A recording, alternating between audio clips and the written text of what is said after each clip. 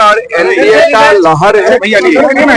सरकार बनेगा, पूर्ण बहुमत से सरकार बनेगा, ये मैं आप लोगों को बोल सकता हूँ। एक सवाल है कि ये लगातार ये बात है एनडीए कह रही है कि सरकार ने जो सत्ता में जो हेमंत की सरकार आई थी जितने बातों को कहा वो पूर्ण नहीं की है, एनडीए क्या कहती है? देखिए, गुरुजी का शपथ खाके हेमंत सोरेन जी बताए थे, अगर मैं गुरुजी का बेटा हूँ तो मैं 5 लाख युवाओं को। अभी मैं हेमंत सोरेन जी को पूछना चाहता हूँ कि आप गुरुजी का बेटा है कि नहीं?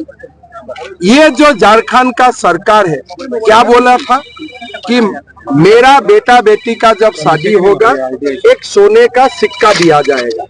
किसी को सोने का सिक्का मिला? आज पेपर लीक घोटाला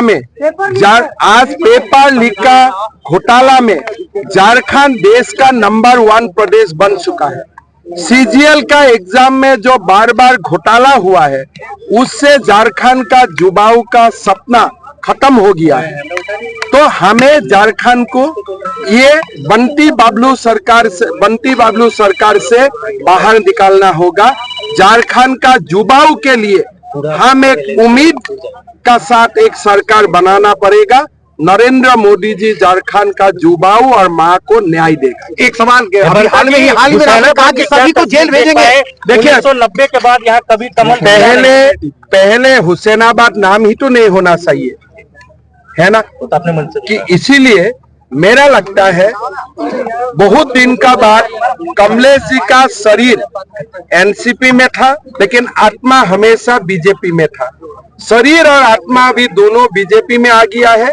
हुसैनाबाद का एक नया विकास का इतिहास रचा जाएगा, ये मेरा विश्वास है। सवाल यही बता, आपने कहा कि सभी को जेल भेजने का काम करे, जो भी हेमंत की सरकार में जिसने भी। देखिए, हमने ये बताए हो, जो भी सीजीएल का एग्जाम पेपर लीक किया है, जो झारखंड का युवाओं का सपना का साथ खिलवाड़ किया है, ये सारा अधिकारियों को हम जेल भेजेगा।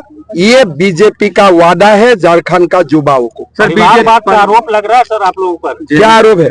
आपने मीरा मुंडा को दिया, वहां से उनकी। अरे देखो भाई, आपने एक परिवार का पिता, एक परिवार का माता, एक परिवार का बेटा, एक परिवार का नाती, किसको किसको आपने टिकट नहीं दिया है? हमारा तो एक परिवार का एक ही सदस्य चुनाव लड़ा है। अब कहाँ परिवारवाद आपको दिखाई देते हैं? कुछ भाजपा के कार्यकर्ता, अरे विपक्ष तो बोल रहा है, लेकिन अपना तरफ वो लोगों को देखना चाहिए। कांग्रेस का लिस्ट को भी देखना चाहिए, जेएमएम का लिस्ट को देखना चाहिए, फिर बीजेपी का ऊपर अंगुली उठाना चाहिए। देखिए, कमलेश जी का ये मन था कि मैं एनसीपी से लड़ूं। माननीय गृह मंत्री अमित शाह जी का विशेष आग्रह पर कमलेश सिंह जी बीजेपी में आए। हालांकि उनका मन हमेशा बीजेपी में ही रहा। राज्यसभा चुनाव में भी वो बीजेपी को वोट देते हैं, विधानसभा में भी वो बीजेपी को ही मदद करता है। तो इसीलिए कमलेश सिंह जी का बीजेपी आना, हुसैनाबाद सीट जीतना पक्का हो चुका है।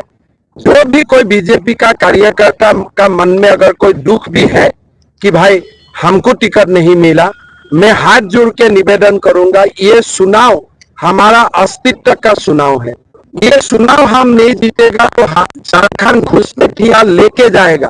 तुष्टीकरण का राजनीति चरम सीमा तक पहुंच जाएगा। ये चुनाव किसी को विधायक और मंत्री बनाने का चुनाव नहीं है, ये चुनाव झारखंड को बसाने का चुनाव है। इसीलिए मैं सबको निवेदन करूंगा, देखिए, मंत्री बनने का हमें और मौका मिलेगा जीवन में, विधायक बनने का और मौका मिलेगा, लेकिन झारखंड बसाने का और मौका हमें नहीं मिलेगा।